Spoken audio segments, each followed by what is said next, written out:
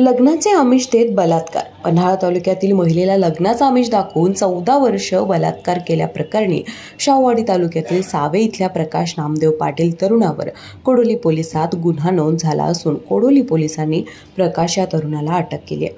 पन्हाळा तालुक्यातील एका महिलेशी प्रकाश पाटील या तरुणानं ओळख करून पीडित महिलेशी मैत्रीचं नातं जुळवलं होतं. याच मैत्रीचा फायदा घेत प्रकाश यांनी पीडित महिलेला लग्नाचे आमिष दाखवत 14 वर्ष या महिलेशी शरीर संबंध ठेवले होते.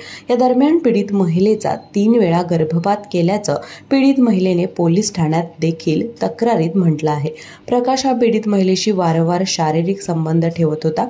पीडित महिलेने प्रकाश याच्या मागे लग्नाचा तगादा लावल्यानं दोघांमध्ये वाद झाला. या वाद प्रकरणात प्रकाश यांनी पीडित महिलेला जातीवाचक शिवीगाळ केली. या सर्व प्रकाराला कंटाळून संबंधित पीडित महिलेने कोडोली पोलीस ठाण्यात तक्रार दिली. या प्रकरणी प्रकाश पाटील याला कोडोली पोलिसांनी अटक केली असून अधिक तपास कोडोली पोलीस करत आहेत. अशाच नवनवीन अपडेट पाहण्यासाठी आमच्या कोल्हापुरी कारभार म्हणजेच KK न्यूज चॅनेलला सबस्क्राईब करा.